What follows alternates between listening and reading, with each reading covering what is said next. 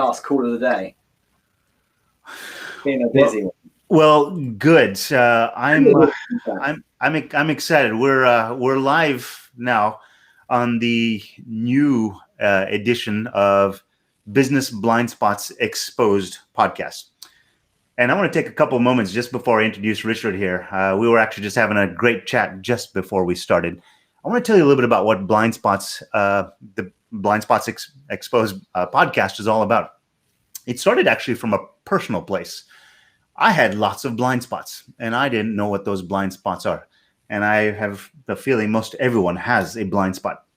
But the sooner you become aware of those blind spots, wow, and the world starts to open up for you, and you find those other blind spots through other people's perspectives. So the day you get to starting to manage your blind spots by bringing perspectives in from others, you become a superhero. You become super powerful. So today, I've got Richard Moore, who's got a fantastic background and resume and acumen in and around sales. Richard, how are you doing today? Awesome. Thank you so much for having me on here. And what a good angle on a show. A really good idea to look at it from a blind spots perspective. So I'm looking forward to this. Well, thanks, Richard. And I'd like to say this is an interactive dialogue. While the two of us are going to have a conversation, LinkedIn, Facebook, Twitter, YouTube. If you're listening in, you got some ideas or comments, ask or just tell us where you're from first. We'd love to see where you're calling in from. We've got people from all over the globe dialing before, so we'd love to hear where you're from. Just before we get started, though, let me tell you about some of the things that are coming up in the next couple of weeks. We've got exciting people like Richard coming on all the time. Let me tell you, on March 9th, we've got Jarrell Bonner, who is all about unlocking higher performance and engagement in employees. You can do that through data. And Jarrell is going to share us some insights as an HR professional on how to do that. We've got Mark Friedman coming up on March 4th.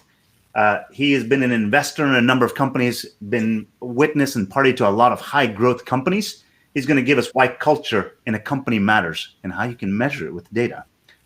And then on March 2nd, for all those in the pest control industry, we've got Scott Steckel, who is the president of the National Pest Management Association, coming on.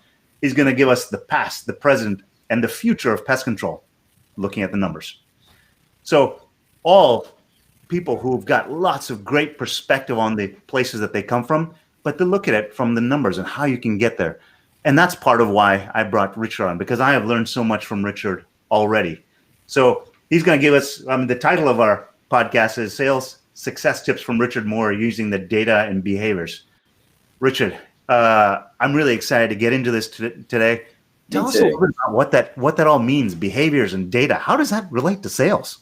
Yeah, it's interesting because I think it's very easy to make sales about a numbers game, but there's usually a story behind it as well. And I think it's all well and good. Now, if you look at my background, my first 10 years of my career was all corporate and ultimately culminating in, from firstly sales exec to manager to then director. You do have to look at the numbers because you've got to report up and let people know what you're going to do. But within there is stories. The numbers are never fully enough on their own. And what I love is understanding context behind them. And one thing I really focus on now is behavior behind not just those you're working with, but specifically those you're reaching out to, and really hacking at what types of people you may be reaching out to, sure, but specifically what they are thinking or feeling or going through, or their emotional state in the moment when you interface with them. Perhaps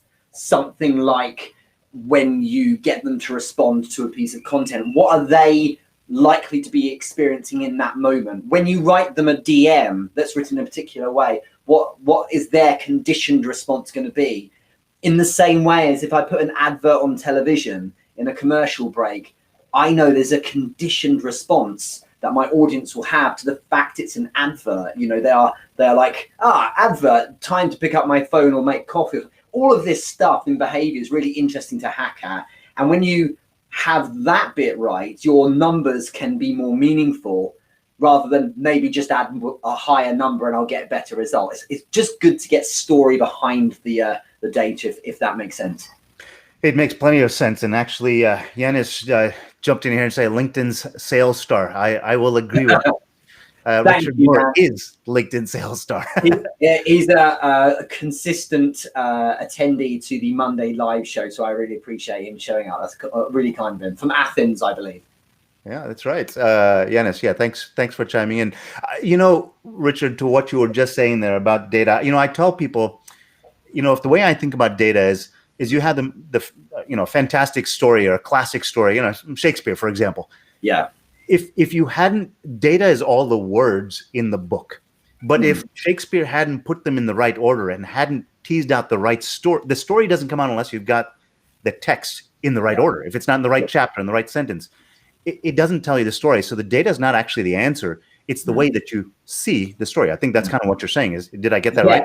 You're right. And so it's intuitive to go, well, my sales cycle should be, one, identify this box of number of people who are this demographic or this set of prerequisites. Two, make sure that they are approached this many times. Three, approach with the suggestion of a phone call and see what our conversion rate might be, and so on. But you've got to go far deeper and ask, why am I selecting these people, and what story might they have, what environmental conditioning might they have to make them more receptive to this approach than other.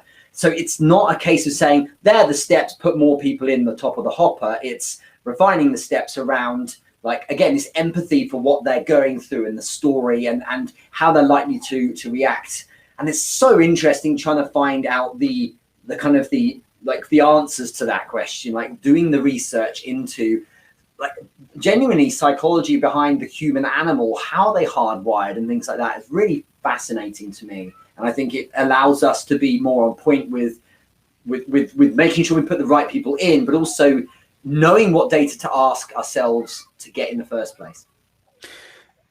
So we call it blind spots exposed. And the reason why is because sometimes there's what you know, there's what you know you don't know, and there's all the stuff that you have no idea about whatsoever, that it doesn't even exist. When you come and talk to organizations, this, let's just say for a sec, this all sounds fantastic, fairy tale. I can tell the beautiful story from the data. Yeah. When you come into companies, what do you see as some of the top blind spots? What would you see is something that they're not seeing that they should be seeing there? Yeah, it often one of the things that stands out just from a sales perspective is the story that they want to hear from their prospects, and being sold on a narrative they hope to be true, and therefore looking for confirmation bias. So I'm specifically talking about the sales reps that have fear around, for instance, cold calling top senior decision makers. And so what they want is for it to go well. And so because it's scary going to the top people, a lot of the time they go to people further down the food chain. And what happens is, like, whilst these people are less likely to be able to make the decision, they are looking for a narrative to be fulfilled where that person could make the decision. So when they ask a marketing manager who might possibly be able to influence a decision on if they want to buy their service, and that marketing manager says, yeah, no, I definitely have a strong influence on it, it's very easy for the rep to then go, I will take that as he's the decision maker, because that allows me to interface on someone on a lower level and not be scared. And look, they want to listen to me. And, it's surprisingly obvious after a while when you've been exposed to it enough. And so how it manifests is that you have people who are busy all day long, pitching all day long to the wrong person, and telling you these wonderful stories, insert the word excuses here, but stories about how this is absolutely the right person. They just can't get why it's not a deal. Oh, but this one's different, Richard. I've heard so many times. This marketing manager does make the decision. But actually what they've heard is that they help manage the decision. There's no sign off at all, but they're looking for certain confirmations here and there. And so, but if you don't get that right, you can really fail as a kind of a sales engine, while simultaneously appearing to be doing all the right things. We're busy. We're doing outbound pitches all day long. We're speaking to decision makers. How is nothing converting? But actually, what it is you're hearing the things you want to hear. That's just one tiny example that for 18 years has been a common thing I've seen. It's people wanting a particular story to be true, even because it's harder to go for the one we really need, which is the right person then decides to do a deal with them. See what I mean? Like, it's really interesting that the animal inside the sales rep that wants to preserve their feeling of not being awkward and removing any worry of social rejection with this person they're approaching. That for so many, I'm talking about a majority typically, supersedes their interest in doing the job correctly, and that's where often there are problems. So this is interesting. I hadn't realized this, but mid 2020, I would say around May timeframe, I was getting incredibly frustrated with my business because it wasn't going anywhere. And I think it was that confirmation bias that I was getting. People were just, kind of nodding their head as I said things. Yeah. I got really frustrated that I wasn't having deep, good high, what I'll call high quality. It didn't feel like high quality conversations. Mm-hmm. So I worked myself up to it over the course of, I don't know, about 2 or 3 weeks, where I said, all right, I'm going to make 25 calls a day to people that I've never talked to before in a place that I've never, called into before, with the only purpose of saying, I've got to ask the question why 7 times. Okay. I'm not trying to sell anything. I just want to purely understand how they're thinking. Yeah. Out of 100 phone calls that I made, I will say probably 18 or 20 kind of went to voicemail, never got anything. I probably had 72 good, solid calls with people that ranged anywhere from 15 minutes to, I think one took me about an hour and 20 minutes. Wow. Okay. And those are completely cold. And I got to tell you, I was scared the first 25 or 30. They were terrible. Yeah, because you don't know what's going to happen. Exactly. But by the time I got to that, 72nd call, whatever the case may be, I realized that, I was talking to people about vehicles and the maintenance of the vehicles and things like that. And I started to realize, actually, all they really cared, what kept them up at night was which so many of them told me, is that they're people not showing up for work is what scared the bejesus out of them. Yeah. And then I just started talking about people, and every single time the call just started going like this very quickly.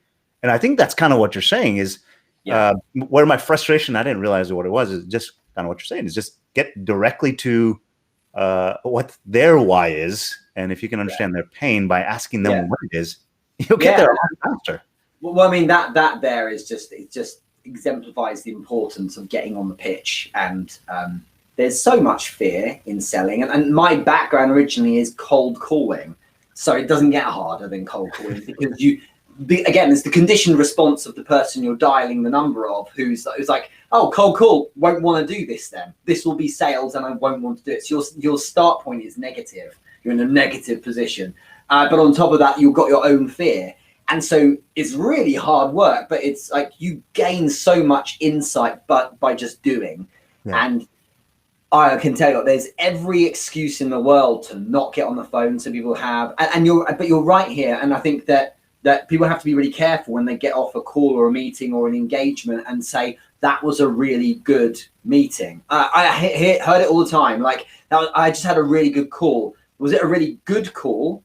As in, emotionally you feel nice because the person didn't socially reject you and you got on? Or was it a productive call in that person is sharing signifiers that they're interested in buying? And just by doing volume, you've identified the subject area to kind of hit into on talking about people. And then can you see, like, it's only at that level, those quality calls there, where you can say that was a productive call, because that one actually, we're talking about something that can move the needle in terms of it being a prospect for our pipeline, rather than, hey, I had a call where the person didn't hang up on me. That's a good one, right? And by comparison to all the ones where they did hang up on me, I feel nice about it. So let's put that in the pipeline as well. And, you just a case of you start really evolving what you accept as a good call when with this kind of iterative approach. So when you make that, rather than the 100th call, when you make 1,000th call, you really start getting good at it. And that's so interesting. Just spend a lot of time on the pitch, not enough action taken in selling, in my opinion. So thanks. There are a couple of people who are on listening in. Please tell us where you're from. I'd love to just see where you are. But Yanis, thanks for being a patient here. I appreciate that you've been putting a couple comments here. First one is Richard. Give us a quick Instagram tip, turn a direct message into a sale without feeling awkward. Thoughts there? Yeah, good question. What we want, of course, is to, as much as possible, attract. We want the person who we want to sell to. Ideally, we want them to take the first step. Always, in fact, throughout the process, I want to have that person coming in my direction rather than me chasing. Chasing is selling, if you like, and them coming my direction. Attracting is buying. There's a big difference, and people hate to be sold to but love to buy. So if I have, you're saying turn a DM into sale without feeling awkward. So if I've got a reason to reach out to someone, so some context behind the DM. So the nice thing is you've got a profile and they have content, so go look at it. And if you want to reach out to them because you feel that they're qualified enough to engage and you're going to take that approach, then in that instance your DM shouldn't be salesy. You need to recognize this is the empathy for the kind of the current emotional state they're in, as I mentioned earlier, that if you send them something of value, like if you say, hey, we're not connected, but I really think you'll like this, it's not going to work because they don't want it yet. So for someone to want the value you're willing to share with them, a webinar, a white paper, a lead magnet, some exciting conversation with you, they have to firstly think you're cool or interesting or stimulating. In order to do that, you need to start with them. And what it is show some curiosity. A really good start point is like, where's your commonality? Hey, I saw you just did a post recently about this. I love that thing. Or like, I love basketball too, or whatever it is, just something reasonably social to start the conversation. And if you think about it on a human level, that's how we interact with people in real life. If you're going to just talk to someone in real life in a social setting, that's the foundation you need, because without any kind of trust that you're an all right person, there's no receptivity yet for them to do anything, that you're asking them to do. So you have to earn that, if that makes sense. So it's the warm up is around where there's commonality. Hey, I saw you did this. Like, I saw you in Paris recently. I love that you were there. That's where I went last year. Something, and then you go from there. So just go social first. If you try and find this magical first message that sells someone, what you're trying to do is be efficient and get the result quick. But it's less effective than being patient and not turning off that prospect. So you've got to take more time at the front end to build the familiarity and the trust.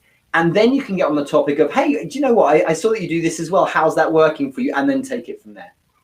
I hope that makes sense. It does. And I want to kind of reflect back to something that I've heard. I'm always trying to pull, nuggets of old wisdom that are useless to me now. I'm trying to bring new ones in. And one of the things that I heard recently that I've started to lean a lot into is people could care less what you say to them. They care about how you make them feel.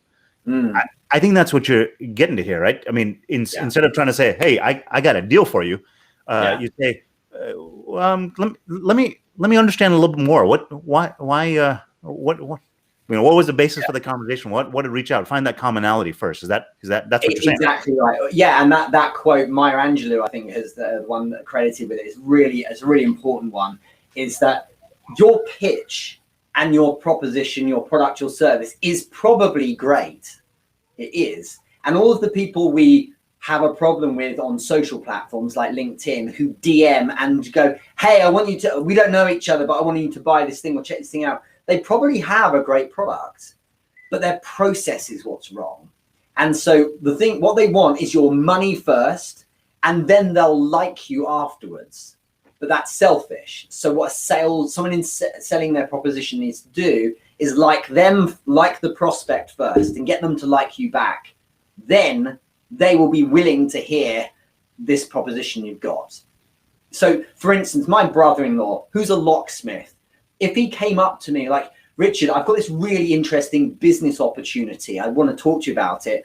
I'd at least hear him out, because he's my boy, he's my brother-in-law. But if he was someone I didn't know and literally said the same thing, I'd be like, no, clearly not, because who the hell are you? And why? There's no context to me wanting to like it. So that's the bit everyone's missing. So your product's probably fine. And yes, you should improve your product all the time, but it's the process. You're missing the bit that prefaces it, which is the kind of the socializing part. Never before has it been more commercially practical to actually lead with being a bit more social to begin with. So another question here is, does the 2021 salesman need a better understanding of product marketing basics to be more efficient? Let me hazard a guess at what I think that this is. I think actually the core is more about leaning into the empathy and understanding where they're coming from first, which is not about marketing. It's not about sales, rather where they're standing right now and where they see the future that they want to get to. Can you help them in that journey? Yeah. What do you think of that? I think along those lines, yeah. And everyone has pain points, but it's about the frustration. Like where are they really frustrated? And sure, it's helpful to have a better understanding of product marketing basics for sure. But the reason, mostly, it's like 2/3 of the overall reason why someone buys something is because of the connection with the personal brand. 10%, like science is suggesting, like 10% of the reasons why someone buys something is the physical product itself. I buy an iPhone not because it has a particular speed of chip, or that it has a certain amount of memory or particular resolution on the screen. I buy it because it makes me look cool. I buy the latest one because it's a luxury signifier. It shows people that I've got $1,300 to blow on a phone, and it makes people think I'm successful. I'm buying it because it helps me look good. And so people buy but I'm buying, but what that represents firstly is me wanting to buy from Apple because I kind of resonate with that tribe. So if it's not Apple and you're an individual, it's wanting to buy from you. And there's a lot of people that do, for instance, what I do. But the reason why people might buy from me is more than the product itself, is actually because they think I'm all right. and I vibe with them, and we resonate on the same level and relatable, whatever it might be. So that is what leads by a large magnitude. It's that connection and the person or the brand that you identify with. That's why in 2007, BlackBerry, that was a superior phone in terms of security, that its email angle, like it's the keyboard. Yeah, right. everything. Like it was better. There's a book called Losing the Signal, spot on about it. And like it had everything. It didn't use much of the bandwidth of the network operators. It was the perfect phone in that respect. But you lose because iPhone's cooler, and people want cool rather than anything else. So it's just a fascinating space, this. I just think that you've got to remember that if you can engage and connect on the human level first, cliche though it is, that's why people buy. And we can always throw people buy people at this, but it's actually much more specific than that. People buy people that they like. And that's where and that's how, and if I look at 2006, I launched a number of websites. These are internet portals I was selling, and there was no customers on it. So when you go to the A to Z of advertisers on this website, it was empty. So I did the first sales on that when I launched it through charm. You can't, because otherwise people are like, well, why don't you just call me when everyone's joined it? Because there's no one on it yet, Richard. There's no traffic. No one's interested. So I had to charm them on, and they bought into me. And that's what we've got to remember. Like if your product's like everyone else's, try and make it better. But you've always got, like, the thing that's unique is often that they dig you that much more than the next guy. That's why, and just to finish on this point, that's why if there's two people vying for a deal, it's the one who's, a family friend or who plays golf with the decision maker. That's the one who gets the deal. My brother-in-law will always have our business for any locks I need fixing. Not because he's necessarily the best there is or the cheapest. It's because he's my brother-in-law. That's what wins. So it's really interesting. That space. Dr. Tim Merrick and I have talked. Thanks, Dr. Merrick, for joining us. And he said, people buy you, just to your point. And I want to try to bring up my own blind spot and kind of what I'm sort of realizing and what you're saying here is I think a lot of people may have joined or listening into this or think about sales as sort of just one piece of the puzzle. But what we're talking about here is not just something, it's not a behavior that you just do around sales. It's actually throughout your organization, right? Yes. To your customers, to your sales. This empathy and leaning in with empathy and understanding where they're coming from gets everybody to endears everyone to you. Am I right? Yeah, you're absolutely right. And I think if you can breed a culture that's exciting like that, I mean, I'm just reading Jeff Bezos' new book called Invent and Wonder. And his thing is you want missionaries, not mercenaries. And if everyone's down with the mission and that, it's even if it's an extension of your business team is your clients and word of mouth brings referrals, and you want people evangelizing for the work you do. And that all starts with you, having that kind of empathy for what people want, being much more aware of why people really like what you do. And, if you look at the investor relations report, I can't remember what the term is for it, from Tesla this quarter, it says the same thing as usual. Like, we rely heavily on Elon Musk, and they do. Like, one of the reasons why Teslas will be bought is because people think Elon Musk is cool. He's culturally a positive icon. Simultaneously, one of the reasons why some people don't use Amazon is, despite its convenience and its ability to find us anything, they just have this problem with Jeff Bezos. These things are. That's why the whole personal branding thing it's really important, because ultimately, if you look at advertising and marketing from the 60s or the 50s, go look at David Ogilvy's copy in the Financial Times for what he did, or for like a Rolls-Royce car, for instance. Epic copy, but you'd laugh at it now. You're like, I'm not buying that based on what you wrote. But nowadays, because nowadays people are so much more conditioned to what they're used to, you need to have a real reason why someone wants to buy from you beyond the product itself. And actually, there's a really good way of proving the theory I've just explained, which is, and the theory being that the over time we become more and more conditioned against people trying to sell us. We can become more savvy and aware of it. The best example of this is if you look at my two daughters, right? I have a 5-year-old and an 8-year-old.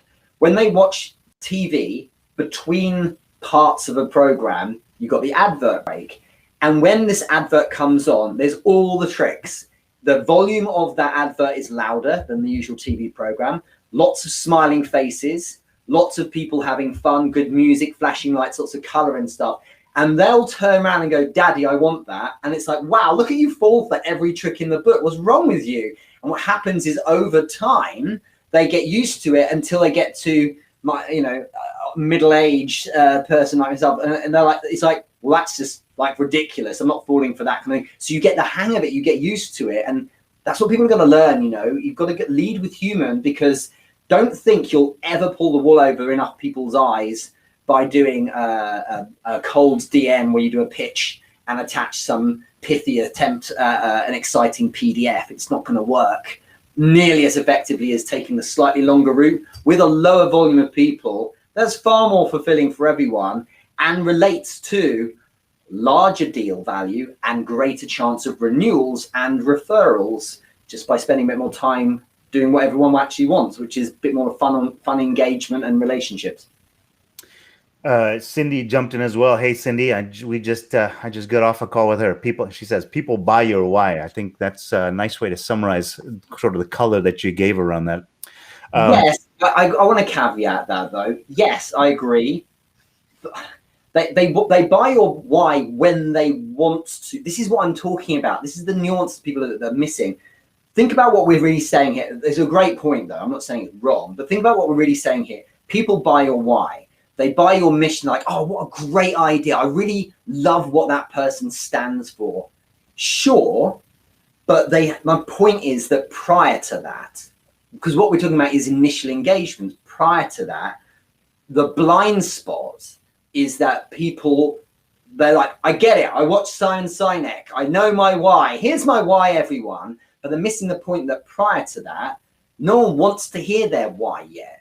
And so I was on a Clubhouse room recently, and there was someone who's saying, you've got to tell your story. You've got to start with your story. No, you don't. Because if you start with your story to someone who's cold, like, I don't want to hear your story. Who the hell are you? There's no reason why I would want to yet. And that's not because people are horrible or selfish. It's just that you have to earn the emotional right to tell that story or to share that why. So what comes first is you showing more of an interest in them. And when they feel, it's a feeling, what I call a value debt, which is the feeling is not words, it is a feeling of, wow, Richard's investing so much in me. Like, I feel really good. He's so relatable. Let me scratch under the surface just because of curiosity and check this guy out. Actually, he's really, oh wow, look at this mission he's got. Now I want to hear his why. I'm leaning in and receptive because I think he's interesting and a good guy. But it's the seed here, the start point is you showing interest in them. So good for you if you've got the why down. Good for you if you've got your mission and like your values and everything. No one wants to hear it until they want to hear it. And you've got to start with them first, if that makes sense. And it could be as simple as you have content that stimulates humorously and they're like, oh, what a cool guy. That was a funny thing. What do they do, by the way? Oh, that's useful to me. And then you're off. You see what I mean? So there's a step before the why. It's a sequencing thing, right? It's give them, let them opt into your why, I think is what I'm saying. So the why is what keeps them for the long term. But once you get them to opt into your why, then that should be the glide path. That's kind of what I'm hearing. Exactly. So like if I scroll through my news feed, I'll see people all the time sharing their why, their life story, and it's all probably really interesting. But I just don't care, and it's not it's not me. That's what all humans are like. They're kind of focused on themselves, unless it's someone who's actually stimulating. It's like, actually, I find this person quite interesting. Now I will look at their why. Now I will go deeper. I just think it's very important to remember this. And this is why there's so much failure in marketing and in sales and in outreach. When people think they've ticked the boxes of, I've got my mission statement, I've got my values, I'm expressing my why and my backstory, but they're telling people who are cold, who don't know who you are yet, and so you've got to lead with them, and that's where the magic really is. So the whole idea of leading with value first, then, right? No expectations, lead with value, give them something where they say, hey, that's interesting. So I stop the scroll, I stop my conversation, I stop watching something. I'm watching because I get to see that happiness in that TV commercial, the advert, right? That I say, well, that's interesting to me. So I've now given you that time and that attention, that mind share, because you've led with something that is interesting to me. It gets me somewhere I want. I want to find out more. And then if you take me down that path to what your why is, I can get on board with that. I'm now aligned with you. I think that's what I'm hearing, right? Yes. So the simple way to put it, the way I've described it is I separate value into two types. Okay. There's practical and there's social.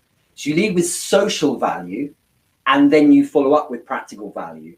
What that means is you don't start with, hey, I'm doing this mastermind, come and join my webinar. It's value, by the way. It's free, it's full of value. What you do instead is you lead with social value, which is in that post, you're stimulating, you're funny or you're informative, you're entertaining. And so the value is emotional, not practical. The value is them going, that's really cool. I like how you did that video. Or you're right, you stop the scroll with a stimulating piece of copy. Like, again, this is not conscious dialogue. It's their subconscious saying to themselves, that's a stimulating thing that person just wrote. I'm going to read that now. And you're in the world now of clickbait and thumbnails, of course. But the point is, that's how humans are wired. Before your conscious thinking brain engages, there's the old animals, like instinctive urge-based brain, and when it sees something, it's flicking through this news feed, it's going, can I win with this? Is it a threat or am I indifferent?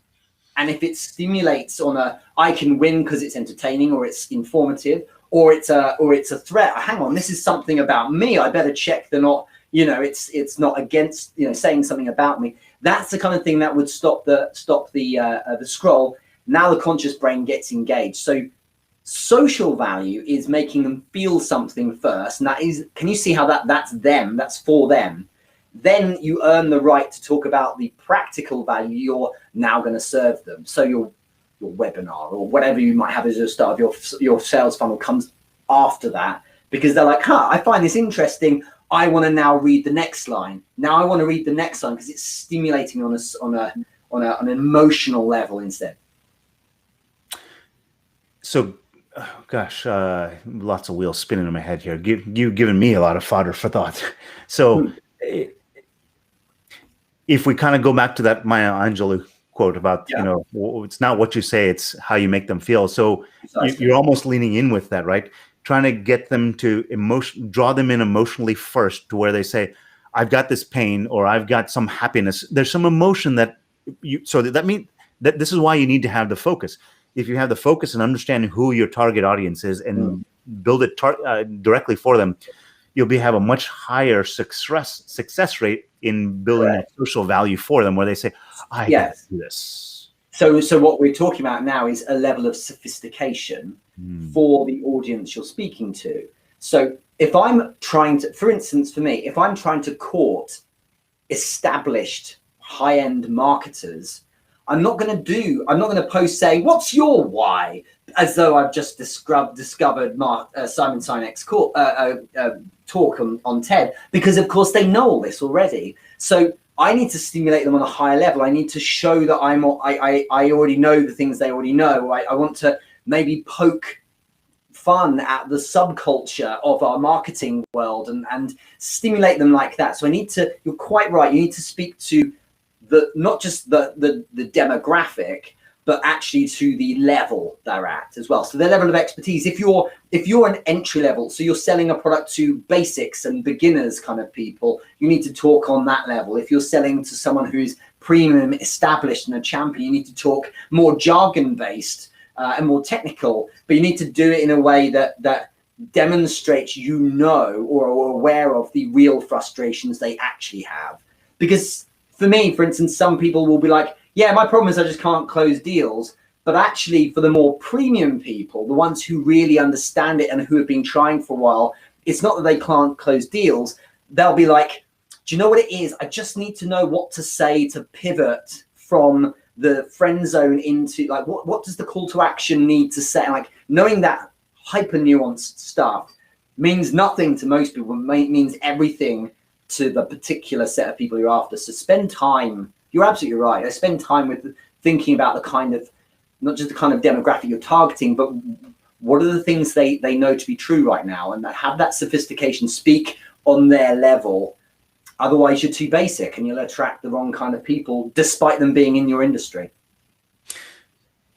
Oh gosh, part of the reason for me doing a podcast is so I can start to not only get some of your message and some of the nuggets and knowledge that you have, but maybe I learned a couple of things along the way. And I didn't expect that I'd get to a point where I'm so enthralled with what I'm learning here. my mind is just kind of fixated. So I hope this is the experience that everyone else who's listening in here is having as well. I'd love to hear if you're getting some value out of this. I sure as hell am. I'm glad it's helpful. And what I'm trying to drive at here is that it's an art, and you've got to remember the context. It's 2021, and yes, social is still new, but it's also something that is used by everyone mostly, and has been the case for many years, with a level of intensity that is in the hours per day bracket. So people are very, very aware of all of the BS and all of the things you might try. They're just aware of it. And so you've got to think about what's going to really work. And so this, you can tell I'm a bit of a nerd for it, but like, I really like digging as deep as possible into why someone might or might not decide to step forward. And it is fascinating that people can feel like they're doing everything right. It's like, I don't get it. I'm speaking to the right kind of audience. I'm leading with value. How can I not be getting any sales still? And it'll be one tiny thing, typically like you're not stimulating enough interest in those first few lines. And just back on the point you made earlier about like that kind of pattern interrupt that stops the scroll. This is where we can borrow a lot of technique from storytelling. And we have a mutual friend, Ash, who's big on this space. And what's really one thing he talks about is this storytelling concept of show, don't tell.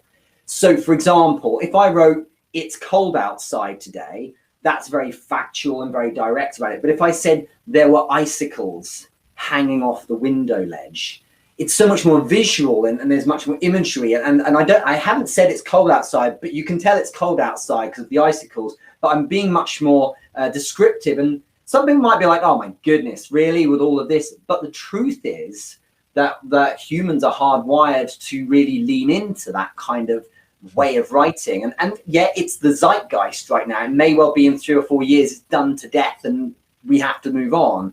And I think our big takeaway here is that if you study sales and marketing through the decades, it's not the same. And the reason why it's not the same is because people evolve.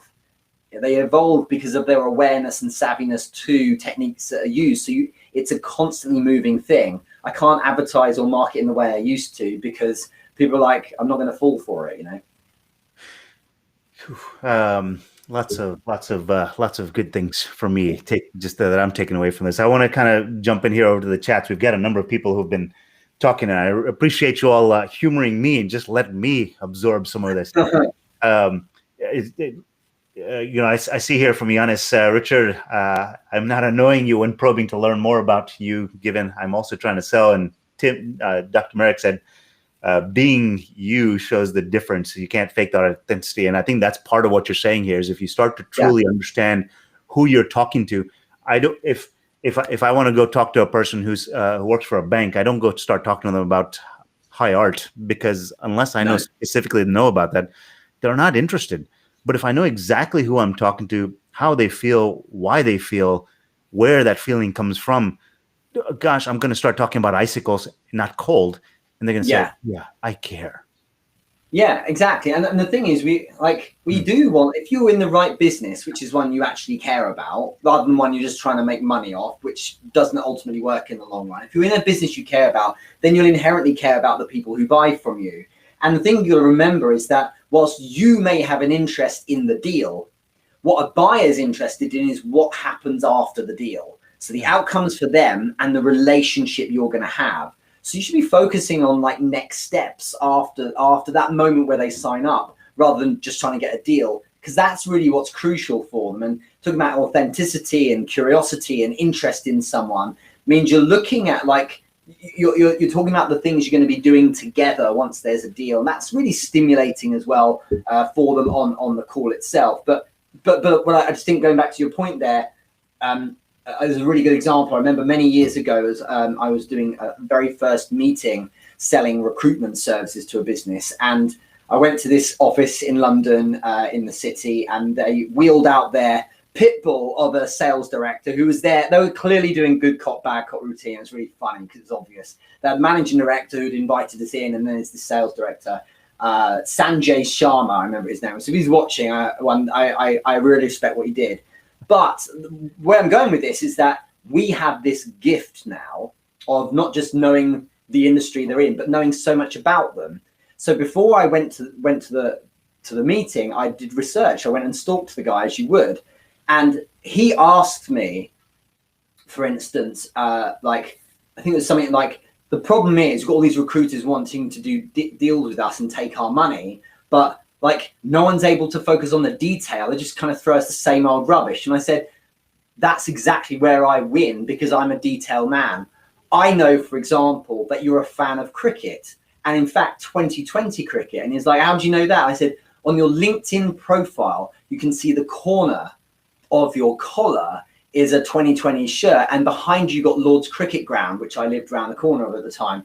And he was like, brilliant, well done. And the point here is that I'm like, that detail was for free because I spent 17 seconds on his LinkedIn profile, and it allowed him to, he had to break out of role then, and suddenly he liked me more. And because he liked me more, lo and behold, they're like, well, look, here's what we're looking for now. And we got rid of all the pretense. And I'll never forget it. It was just like, all I needed to do was pay attention. And can you see there, what I actually was doing was giving him value. And it wasn't in the practical sense, look at me, I can be helpful looking at detail. it was in the emotional sense. It was the guy going, here's someone who gets me.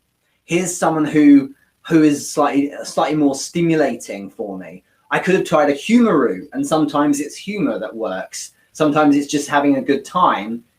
But like I was asked on Clubhouse last night about humor, for instance, in business. I'm not naturally very funny, and I don't throw humor at my content because it's not I stay in lane, but I try and be stimulating and informative instead. That's another form of getting the human animal in front of you to go, here's someone I kind of like. And you've got to remember, when you're speaking to someone, you're always speaking to a human animal before you're speaking to the job title. They may have a response that's conditioned by the fact they're a CEO or a finance director or a CTO or whatever environment or experiences they've had, but it always starts with the fact that they're an animal first that responds to certain stimuli in certain ways. So think about, what's this person going to want to hear? That I paid attention, that's what's crucial. And so like, it's easy, like people can look at both of our images right now and they can draw some assumptions. They can look at the pictures you've got in the background. You're a family man. You can see that you've got, you've probably traveled a bit. You've got some interesting ornaments.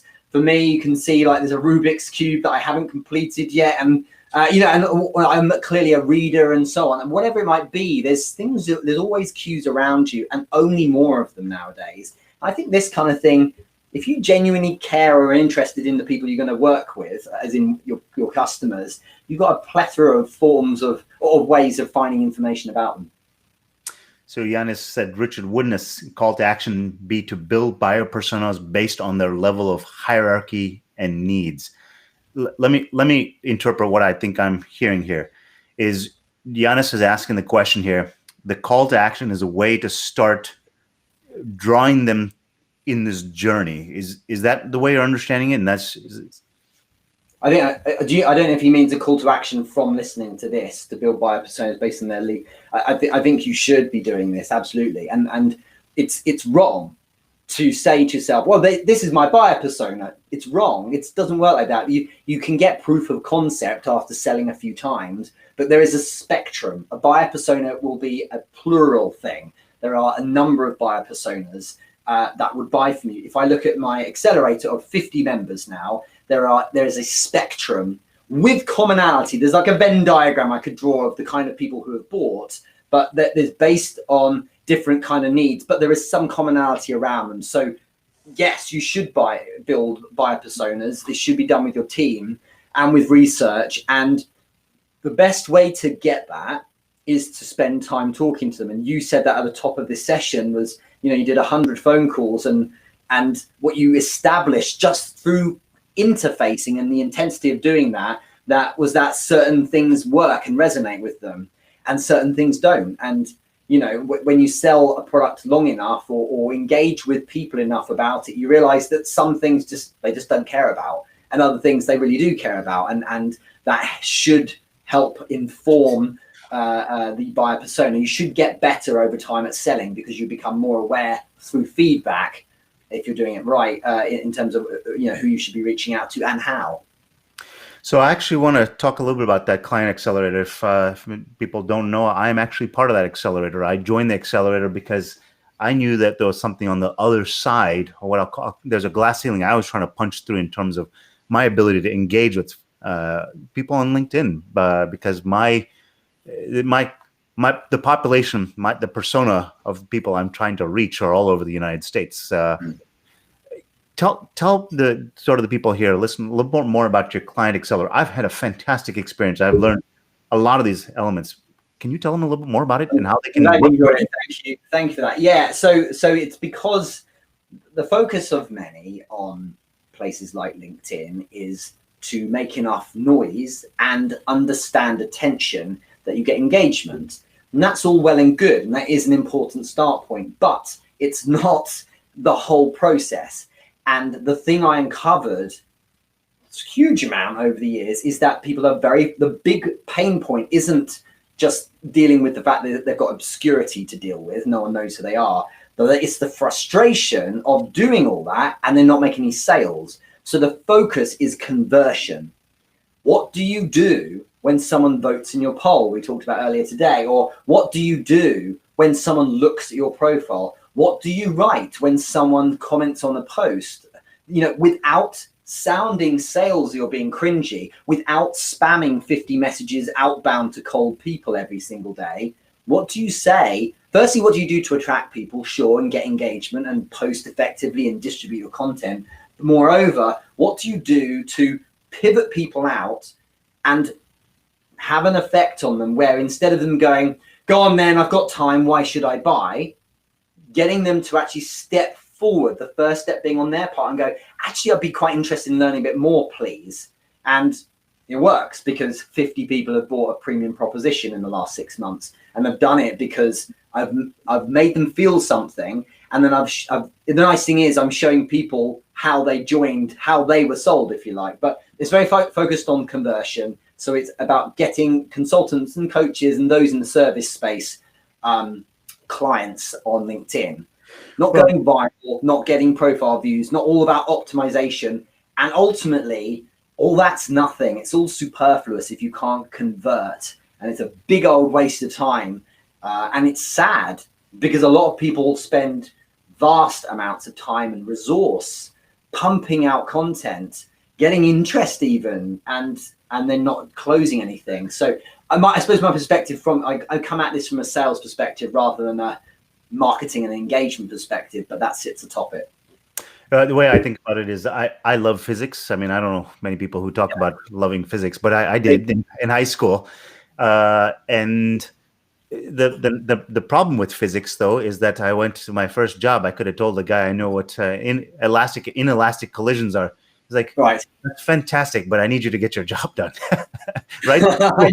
What are the steps to actually get it done? And I think that's what I have appreciated about the LinkedIn Client Accelerator that you run, and why I opted into it and become part of it. It's about having a process. Do step 1, step 2, step 3, repeat, right? And now I know what to do and how to improve. So the theory is actually now applicable. It's not just the theory. Exactly. And I think for anyone, they'd agree that you're not running a business if your strategy is one of hope.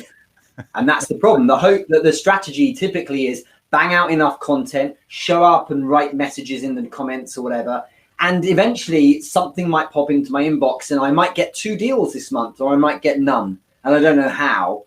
But what we want instead is to know that inputs A, B, and C achieve outputs X, Y, and Z each day. And so having intentionality and process and reasons for doing something grounded in data and behavior do mean that we get good results. So I'm pleased it's repeatable. That's the main thing.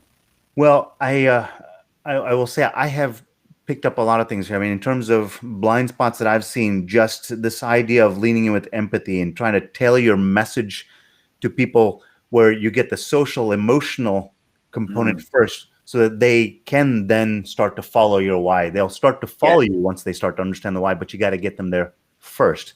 Right. And I think that one of the big takeaways for me was just simply this idea that this is not just about sales. This is kind of maybe with all people, is if you kind of start to lean in with the understanding of who they are first, then you'll endear them to you. And then they'll actually start to follow because they start to understand your whys. Did I get those right? Yeah, and the thing is, the more they enjoy that experience, the more you've not just got a customer, you've got someone who wants to go tell people about it as well. An evangelist, yeah. Yeah, the buying experience, and in fact, the customer experience after the deal is really good marketing. If you've got someone who wants to talk about it, that's a good signifier you're doing the right things. Yeah. If someone wanted to get started, I mean, if you were to give somebody kind of 3 tips in terms of how to, I mean, there's a lot of things here, right? There's a lot to unpack in what we've said here. It's been a mind shift for me in terms of doing that. I've been doing it for a couple of weeks now. Yeah. If someone wanted to kind of start down this journey, what are the first 3 steps that you would advise them to take?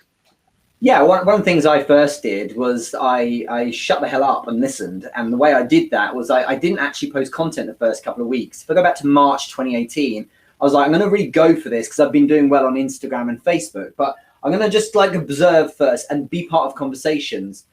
Comments are content, as so many people say these days. So it's a really good idea to go join some conversations around your ecosystem and see what's going on. But and then the next part is that you start sharing content of your own.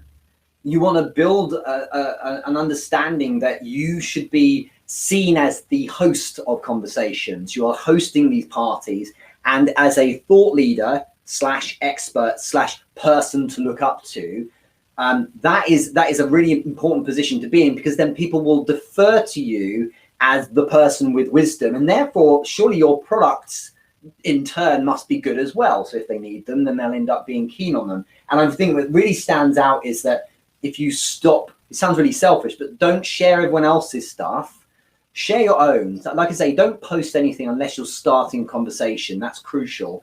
And the other thing is just go get your audience and go warm them up. No one just comes to you and buys stuff. And if they do, that's once in a blue moon. The best thing to do to begin with is go get them. So go start conversations whilst you're doing your content as well. Go start conversations with other people on their posts and their pieces of content. And they'll be like, hey, what a good guy. You're showing up for me, and there's your value debt in play. And these people will start gravitating towards you. Be stimulating, of course, in your content, but focus on things that attract people. So put out for them first, basically. So the thing that came up to me throughout what you said there is that what makes someone a thought leader, the difference between a thought leader and everybody else is that they simply lead with a thought. That's it. Yeah, right? Yeah, and it's their own.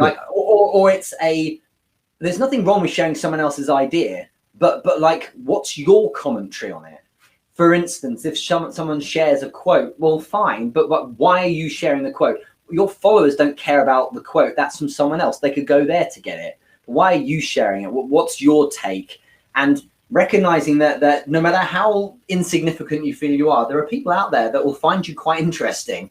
And so, speak to them and share your opinions, and, be divisive if you need to, but like stand firm and be strident about things you believe about your ecosystem, the thing you work within, and you'll find that people starting to gather around because you're making interesting noises.